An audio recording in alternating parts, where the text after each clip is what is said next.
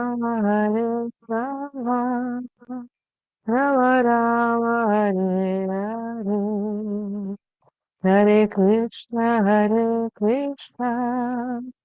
Krishna Krishna, Hare Hare, Hare Rama, Rama Rama, Hare Hare, Hare Krishna,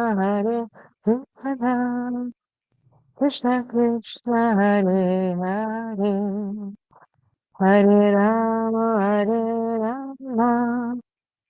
Rama Rama, Hare Hare, Hare Krishna, Krishna Krishna, Hare Hare, Hare Rama, Rama Rama, Hare Hare, Hare Krishna, Krishna Krishna, Hare Hare, Hare Rama, Rama Rama, Hare Hare. Shri Srimad Ki Jai.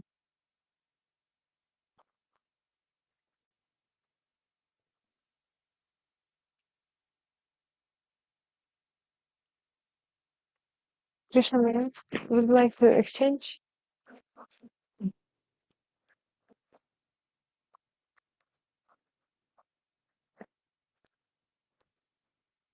Hare Krishna, dear devotees.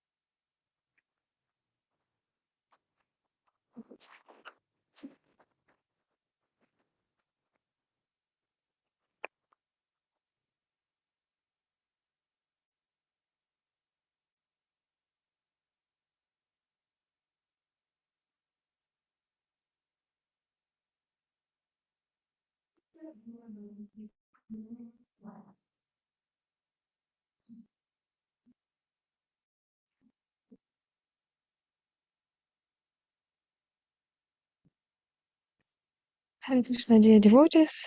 We are reading from Srimad Bhagavatam, Canto 6, Chapter 8.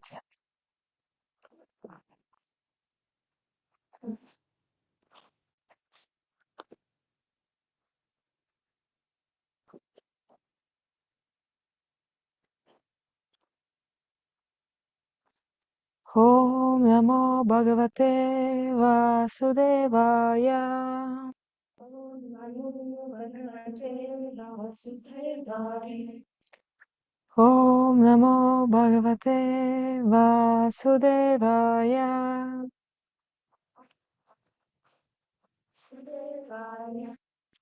Om Namo Bhagavate Vasudevaya.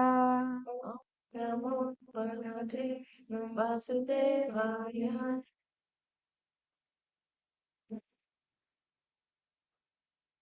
Text 20. 20. Yes, 20. Yeah. Did you say text 20? Yes, it's wrong one. That's what I got. We have covered 20 and 21. Yesterday, Surapal read 21. Oh, really? Okay, then it will be.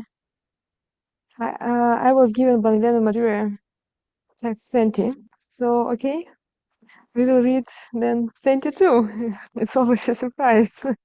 Okay. But 22 doesn't have purport, so, and 23 also, and 24. There's no So, purport until text 30.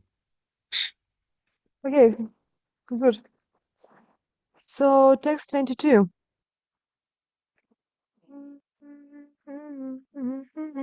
Shivasadamapararatra Isha Pratyusha Ishoshi Dharo Janardanaham Ramadaravyat Anusadhyam Prabhate Vishveshvaro Bhagavan Kalamurti.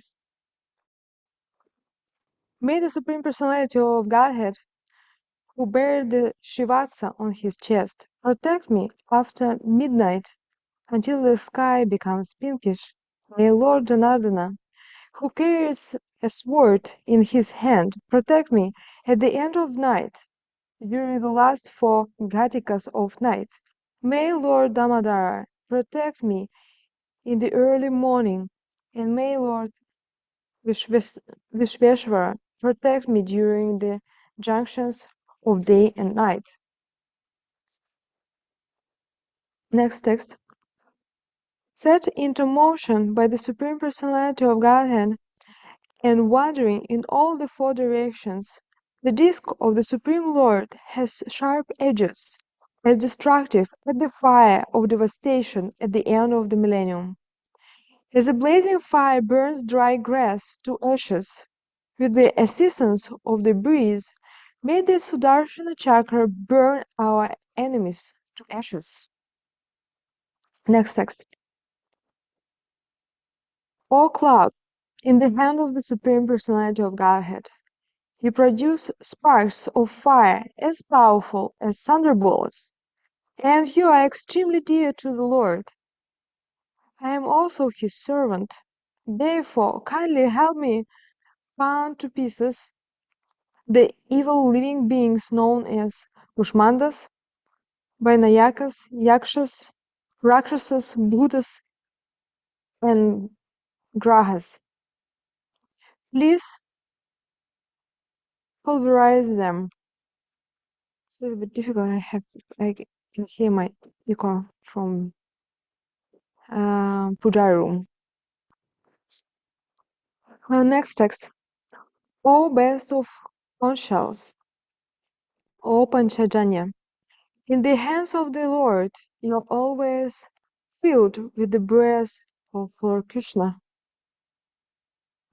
Therefore, you create a fearful sound vibration that causes trembling in the hearts of enemies like the Rakshasas, Pramadha ghosts, Pretas, Matas, Pishachas, and Brahmana ghosts with fearful eyes.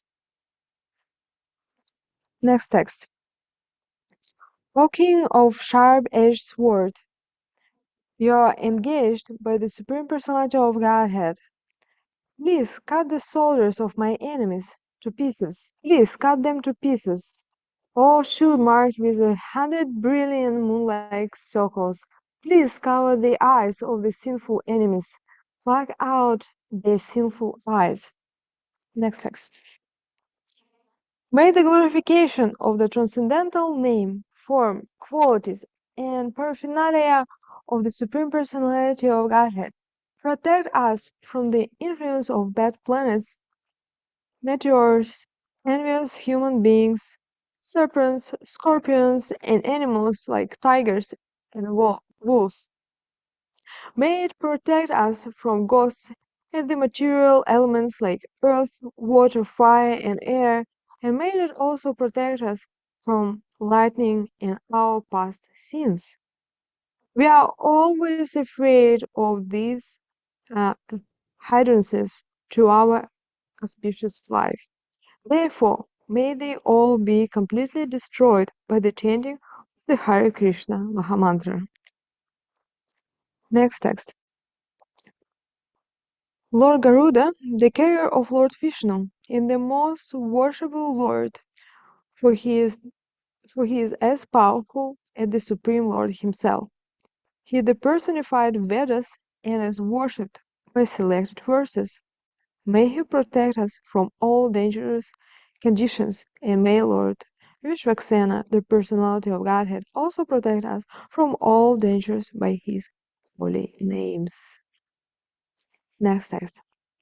May the Supreme Personality of Godhead, may the Supreme Personality of Godhead's holy names, his transcendental forms, his carriers, and all the weapons decorating him as personal associates protect our intelligence, senses, mind, and life ever from all dangers. Perfect. These are various associates of the transcendental personality of Godhead, and his weapons and terror are among them. In the spiritual world, nothing is material. The sword, bow, club, disc, and everything decorating the personal body of the Lord are spiritual living force. Therefore, the Lord is called Advaya Jnana, indicating that there is no difference between him and his name, form, qualities, weapons, and so on. Anything pertaining to him is in the same category of spiritual existence. They are all engaged in the service of the Lord in varieties of spiritual forms.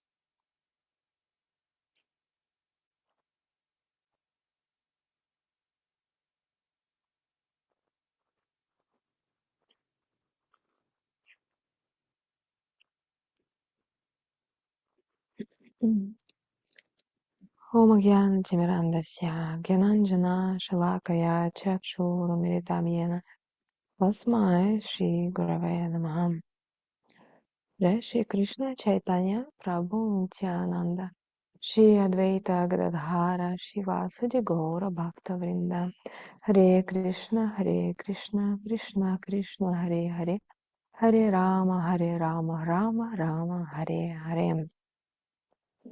नमो विष्णुपदाय कृष्ण पृष्ठाय भूतले श्रीमते भक्तिवेदांत स्वामी निधि नामिने नमस्ते सरस्वती देव गौरवाणी प्रचारिणे निर्विशेष शून्यवादी पश्चात देशतारिणे Hare Krishna, dear devotees. Thank you. It's so nice to have you all present, especially personally present. Her Grace Krishna Mai and Her Grace Lila Kishori are here, so they're uh, making my morning very bright because just by seeing them here, I feel my heart is softened, and I just it make me grateful because to be situated in very nice association is the most treasure of our life. Nothing could be more important than have mm,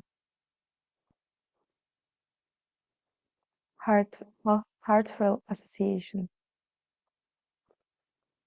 So here we are reading how Vishvarupa, being very, very powerful, he actually, we can say, was an acharya. He introduced this prayer, and this prayer based on holy name of the Lord. And that's why this Narayana Kavacha was very powerful.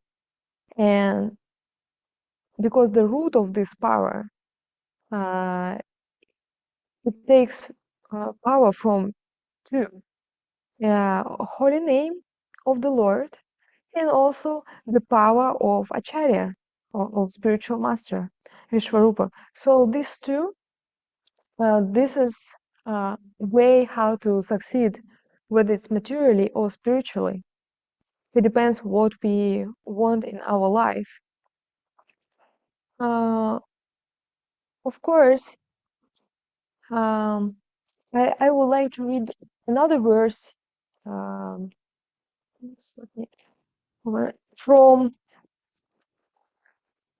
Canto 5, chapter 24 and verse 24.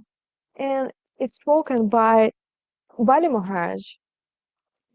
And he's speaking about Indra. It's quite sharp words. But this is kind of the essence, what kind of choice we can make in our life. I read it long years ago, especially when I read first time. And I still remember. And I was searching, really, what is the number? Because I thought it's 525, 5 or something, but it's 524, 24. And he's saying, Bali Maharaj saying, alas, how pitiable it is for Indra, the king of heaven, that although he is very learned, powerful, although he chose Brihaspati as his prime minister to instruct him, he is completely ignorant concerning spiritual advancement. Brihaspati is also unintelligent because he did not properly instruct his disciple Indra.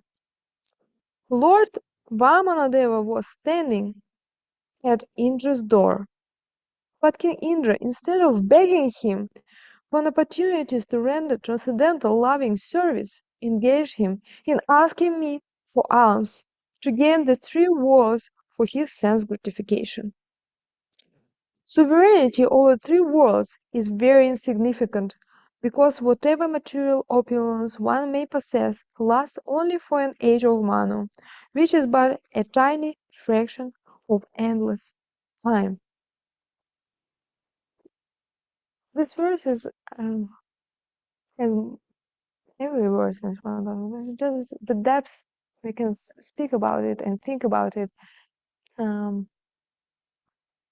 endlessly, basically. Because this is about choices for what we are choosing in life, for what we are trying to practice Krishna consciousness. It might seem there is same process, and what's actually the difference? But Krishna conscious, uh, it means conscious. Where is our consciousness while we are performing some actions? Because actions might be same, the result will be different based on our motivation and what we are trying to achieve. Uh, from material perspective, when we perform material activities, I don't know, like let's say we are washing the dishes, whatever we I think uh, during washing the dishes, then if we follow the process, we have a sponge, we have a soap, so we more or less we achieve almost same result. But if we perform washing dishes as devotional service, then result might be quite different because we use the same sponge and same hands and same soap, but the result is eternal.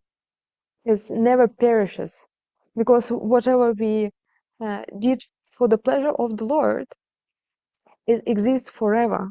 We do not lose the fruit of this action. But even as a devotee, we can do it for ourselves or for the pleasure of the devotees around us and for the pleasure of the Lord. And then the result is different. Something is just simple material activity and other is we getting eternal benefit, endless benefit. It's never die. It just Krishna will ever grateful. It's very hard to believe that Krishna will remember how we washed a plate for him. But actually, this is a difference between Krishna and conditioned souls, because Krishna is most grateful. He remember and he is not getting old, so his memory is very sharp. So he really remembers everything. He will never forget. If we do something for other people, even for other devotees, we may expect gratitude or support when we need it. or many things we can expect, even from the devotees. But sometimes our memory is not so sharp, and sometimes we do not remember, unfortunately. So in spiritual life, the best way how to perform uh, service is not to expect that anyone will give us anything, including even words of support and gratitude. Then we will be steady in our devotional service because we will be independent. We will be independent of, we will be and attached to Krishna because Krishna knows. Krishna knows about everything what we do and everything what we don't do. And Krishna is grateful. Otherwise, we might suffer, even in association of devotees, if we have high expectation. Because as a society, we have different levels of devotees, and this level doesn't depend actually on even time of practice. It's of course it's to some degree depends, but it's not necessarily a straight line. Okay, I will just check when this person and that person come into Krishna consciousness, and now I know that this one will be most grateful and this one less grateful, or something like this. I can expect from that person this and that. The best way, we have lower expectation, and we are just trying to give and trying to understand. We're trying to be understanding. We're trying to be patient and tolerant. We're trying to be kind. We're trying to serve others. Uh, that's basically the whole attitude of service. That's what does matter. Of course, sometimes we might feel like I needed some support. Why this person didn't give me that? Or I did this and this and this and I didn't get gratitude. But then ultimately, then we are not safe in Krishna consciousness because it's subtle expectation of benefit of devotional service. I did this and I expect this. It's very subtle. But when we have this, then we are not safe because our practice can be shaken. I was doing this for maybe decades, and now they even don't respect me or something. So our motivation is very important, and here nothing bad to ask for protection from the Lord, and Indra is asking for protection, and he is taking shelter of spiritual master. Of course, later he will kill him. Vishwarupa, how to say, Indra will kill Vishwarupa, or he'll cut off his four heads. This is how material life works. Uh, oh, thank you very much. You're helping me. Oh, now you're doing something little bit which I don't like. I cut off your heads, all four. Goodbye. This is how we actually can do also. It's not only about Indra. We also can do. Oh, this is such a nice devotee. You help me this and that. Oh, I'm so grateful. Oh, you're pure devotee. Oh, thank you very much for giving me recommendation for my initiation and taking care of me. Oh, how you dare do this? And then get out of my life. Did you have this experience, Krishna? I never. Yes? Krishna is saying she had this experience of not chopping the heads off. Yes, but get out of my life. You did this. You were taking care, and then maybe you even did something wrong. Actually, maybe. But then, okay, you're not perfect. go away. Very painful. Very painful. Mm. But at least we can try to avoid ourselves to do this to others. If somebody did to us, what to do? We only can be compassionate and pray for this devotee that he could continue his devotional service, if at all it was started. Because real devotional service, uh, it's very high level, and Krishna explains in Bhagavad Gita that actual devotee is very rare. Uh, it's not something cheap. It's real consciousness. It's real desire to uh, Krishna consciousness. It's a translation from Krishna Parayana. Krishna Parayana means getting. Literally, translation of this is getting closer to Krishna. The process of getting closer. So it's not about we are going for Mangala Arati, then we chant our rounds, then we do deity worship, then we do other service, then we read Srila Prabhupada's books. It's all necessary ingredients. Without the whole process, it's like cooking halava. Like Ubrid Prabhu cooks very famous halava. So for halava, we need some ingredients like semolina, right? You call it semolina, sugar, butter, uh, what else? Could be flavorings, but okay. And then can we imagine we followed all the process, but one ingredient is missing, sugar. What will be the result? Will be nice halava. It will be even halava. It will be just semolina, you know. Or if you don't put semolina, it will be just a sugar and so forth. So when we're practicing, it's very necessary to keep our sadhana, reading, chanting. But it's not only about action, it's about what is the goal? What is the goal? Do we keep the goal of all of this in our mind? Because then, if you don't do it, in best case scenario, we just will be dry. Our life will be very, very dry. No taste. Okay, again, Mangalarti. Again. Okay, here's the beats.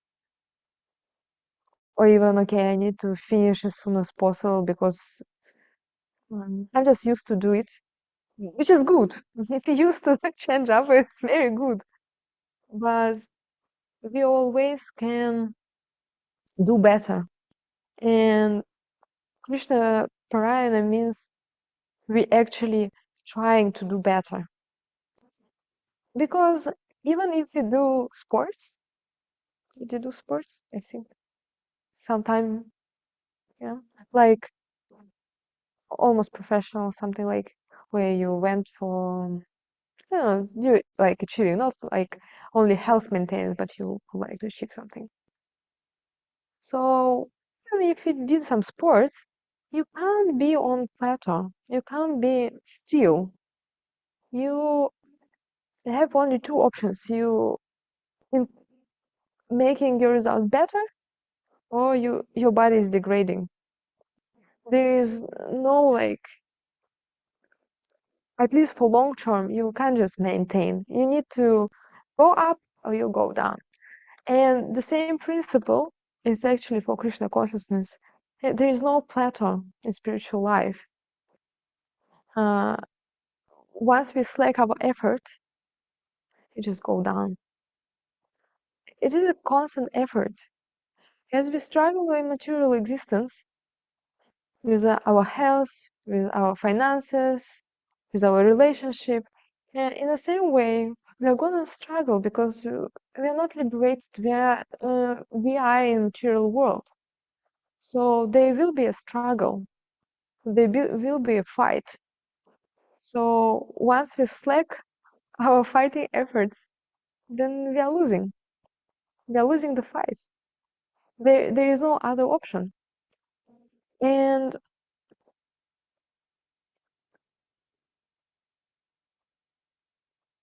I can't say this with a lot of realization, but acharyas explain that actually this all the suffering of the world can be um, over can be overcome uh, by chanting holy name, by speaking Krishna Katha. And I would like to read just shortly how Srila Prabhupada writes in Krishna book about that. Chapter 11. It's very short, just one sentence. All the cowherd men, including Nanda Maharaja, used to talk of the wonderful activities of Lord Krishna and Balarama, and they were always so much absorbed in those talks that they forgot the threefold miseries of this material existence. This is the effect of Krishna consciousness. So the best gift what we can give to ourselves and to others, it's really genuine spiritual practice, a genuine appeal to Krishna, a genuine prayer to Krishna. Sometimes even devotees ask, "Oh, what is the point to pray? Krishna knows everything." But I would like to ask us who are asking this question, when we are really in fear, in very dangerous situation. Do you remember any like dangerous situation? Can you give example? Turbulence on the plane. Turbulence on the plane. Can you give an example? Did you experience it? Was, like very few, but I only even little one. I'm very energetically trying to touch. Mm. Mm.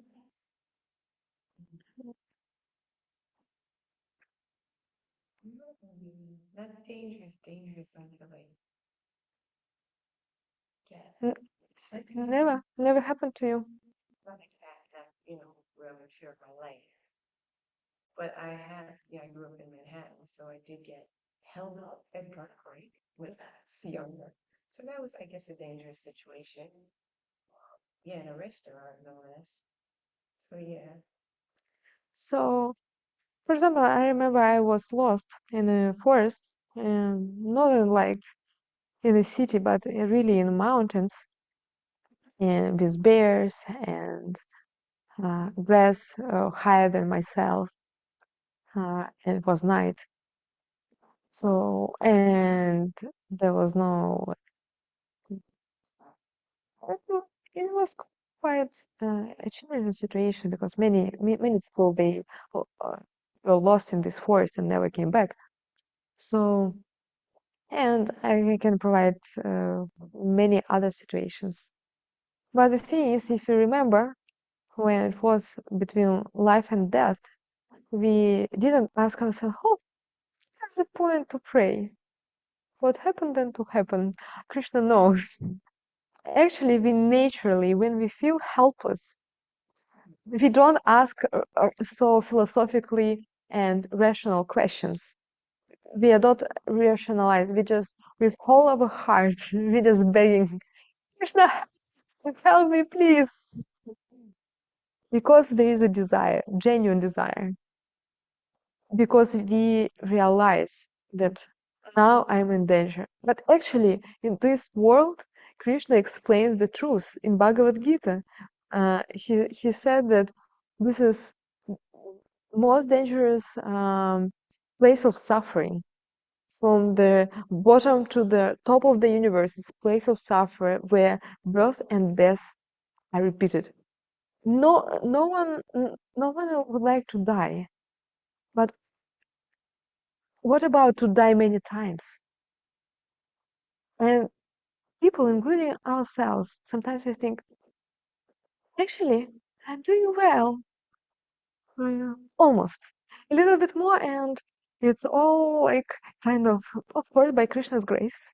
It's all kind of I, I juggling, or how you say? I'm juggling it all nicely by Krishna's grace. It seems to be all good. For a moment, we can think like this. Maybe for a few moments, and yeah, it's not too bad. By Krishna's mercy, I'm doing good. Krishna is actually exaggerating when he's saying that it's place of suffering. But only the thing is, in that it's not like we are not in danger. We are in danger absolutely every moment. We just do not realize it. That's only the thing. We do not see. When we go to sleep and nothing happen, we think, oh, it's another ordinary day, like nothing special. But actually, so, and we don't feel even much gratitude to Krishna. That actually I can walk, I can talk, I can move my hands. No actual gratitude. But once something happens, which obviously for us, it's always like this, but sometimes it's obvious for us this is endangering our life. Like you all know, so it's not a news. Uh, my father was stabbed by knife recently. I was talking yesterday to my mom, and I said, when you go to sleep, nothing happened. You think, oh, it's just another day, all good, and you're not so like, "Mm, thank you, the Lord, you saved me, you saved my day." But then, when you're almost dead and you're saved, you feel so much gratitude. But what about all other days? What about all other days when nobody tapped you by knife? What about all other days? Krishna protected you because it can happen with any one of us, any moment. Because even without external help, how we know what is going on in our body, our heart, are we sure that it will work next second? There is no guarantee. I remember when I just met devotees, and one devotee, she told me there is demonic heavenly planets, and they enjoy there even more than on heavenly planets. But the only problem that Sudarshan Chakra comes and chop off their heads. And I thought, oh, this is like really, what is the point? What is the point of such enjoyment? Like, this is really heavy. You live and you don't know when this Sudarshan Chakra come and the Sudarshan disc and just chop off your head. How foolish I was. Now I of course realize that my life is much worse because I do not have even enjoyment, and Sudarshan Chakra in the form of time can come any moment anyway. So of course back then I thought, "Oh, this is really, I wouldn't be able to live like this. That Sudarshan Chakra can come." And I realized, but I'm already living even worse. Even worse because this chakra can come any time. So, and yes, every time we need protection of the Lord, and Krishna said that my devotee will never perish. At the same time, devotee doesn't mean this body. This body can go its own life, its own mm, way. It could be lost, it could be destroyed, it could be damaged. But mm, real devotee will never perish, never will uh, stop his devotional service. Krishna always will give opportunity to serve. In that way, devotee will never perish because devotional service will be protected. The opportunity to serve will be protected somehow or other. In material world, there is no, like, of course, the Lord may choose to protect even material body. I'm not saying that Lord doesn't care, but at the same time,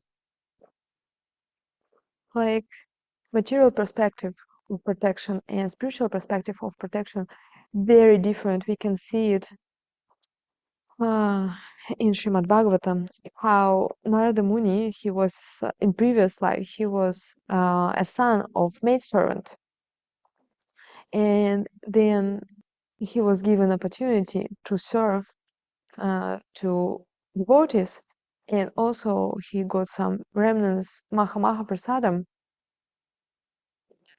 some remnants of their food, and then he had only one source of protection, his mother. His mother was bitten by a snake. And from material perspective, we would say, what kind of God is this? What kind of God is this? This is little kid, about, I'm not sure that they say the age, but like 5, 6 years old, little boy. And only shelter of this boy, no father, no other relatives, only mother. And then she's bitten by snake. What kind of book we are reading? Where is the mercy of the Lord, you know? But Narada Muni, in previous life, he wasn't Narada Muni back then. He understood this is the mercy of the Lord. This is how we can see the Srimad Bhagavatam perspective on things and our material perception on things completely opposite, completely different. I would never say if somebody told me uh, such story, not in Srimad Bhagavatam, in real life. I would never say, "Oh, now this kid should go in uh, some facility. No mother, no father, nothing. How it could be mercy of the Lord?" But here we can see it's the mercy of the Lord, and he actually achieved perfection. Because mercy of the Lord, it's not to make things materially nice for us. Mercy that we can achieve the real solution, the uh, real solution for everything. We can be purified and then actually start devotional service. Because Srila Prabhupada explained, I can't quote right now, but I clearly remember this purport that Srila Prabhupada explained that there are two kind of types of devotional service, or two even levels of devotional service. We perform to be purified, and then we actually perform devotional service. And sometimes we just say chant and be happy. Actually, Srila Prabhupada explained that we can be like happy and blissful on the second level when we are already purified and we perform devotional service. It's not necessary that we will be full of bliss from the beginning. Of course, from the beginning, usually we do, but in the middle, is kind of might be stuck and struggle in between. It's like again Narada Muni, when he was striving for perfection, he was meditating, and then the Lord gave him darshan, and like initial mercy, and then uh, he thought, oh, now I'm already close to the Lord. Now I will see the same. I will do the same thing which I did, and now I will see the Lord. And nothing, nothing happened. And then he said, maybe I need to adjust my seats. Maybe I need to adjust this. But I need to get to see the Lord again. And he tried. And and then after many tries, the Lord said, you will not see me again in this lifetime. In simple words, don't try to achieve me by sitting Porsche or by your efforts. I gave you mercy, then you need to purify yourself, you need to work, you need to perform devotional service without expecting reward now. You already got your mercy. That's pretty good.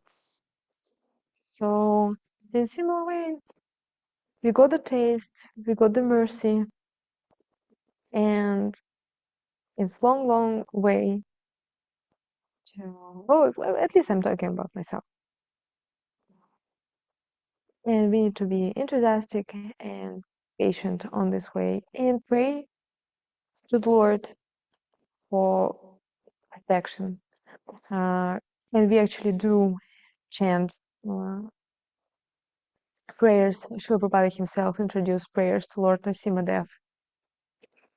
And of course, here we were reading how Indra is praying that my enemies is destroyed, you know. But who are real enemies? That's the question. Because there is no problem to pray for the Lord about all this. But what is the goal? If you're praying for money, if at all, then what is the goal? If those money needs to use to build a temple for Radha Damodar, it's one thing. And if we just need to this for sense enjoyment, it's something else. It's completely different. When we need something for service, then it's just natural. I want to serve you. And if we need something for satisfaction, it's different. Even in the story of Sudama Vipra, his wife, uh, she told him, "You have Krishna, you know, you don't have anything. He's your friend. Go to Krishna and ask him for something, for some alms." And it might be a period classical story how husband is sublime and how lady is really like materialistic, but actually it's not. Because the reason why she asked, she was serving her husband, who is a devotee of Krishna, and she was worrying she can't serve him nicely. She needed something to serve her devotee husband. And that was the reason she was so desperate. She wanted to serve nicely. That's why she sent her husband to get something for service. So she was as good as her husband, not less. So everything about motivation. And yes, we are praying to Lord Nrsimhadev, and he is expert who can destroy all enemies in our hearts. And of course, uh, at least on my level, I'm very grateful that my body is functioning somehow because I feel it's needed for service. I feel that on my level of bhakti, it would be quite difficult to perform devotional service if it's like severely damaged. At the same time, it's up to the Lord to decide. So, and and again, praying is it's not like mechanical thing. When we really want something, is we pray about this spontaneously, and also uh, we need to remember that there are many prayers, sublime prayers of previous acharyas, and by repeating those prayers, we actually can see what is actual value, what are right desires, what we should strive for. Not like, okay, I want this, and maybe I really want something, but is it really good? Is it really correct desires? Because you think if I want, I just want it. But actually, we need to check, do I want right things? Because this is actually my desire keeping me in material world. If I'm in material world, that I wanted something wrong. So I can actually check. I even should check, are my desires bona fide? And this is the process of reading and chanting. I read Srimad Bhagavatam and I see what different devotees they were praying and what is the result. I can see as my intelligence is built. I read or chant prayers of previous acharyas, so many songs, and I can see what they were longing for. And then, oh, actually, it's much better than what I want. And actually, they never prayed for what I want. That may be something wrong with me. So I would like to stop here because it's already time. Maybe we actually, according to my yeah, here it's 1 minute. So if there is any corrections or comments or maybe questions or anything, please It's still waiting for the beaches to open. Yes, Krishna. Krishna, thank you so much for such an enlightening presentation on Srimad Bhagavatam, and I can see that it's much focus based on realization in that way. Very potent. Yes, it was very potent. And I know I have a question, but sorry, but maybe we can discuss during breakfast prasad. Thank you very much, dear devotees. Hare Krishna. Shri Shri Radha Damodar ki jai. Shri Lalita Shri ki jai. Shri Shri Sai Gaurasundara ki jai.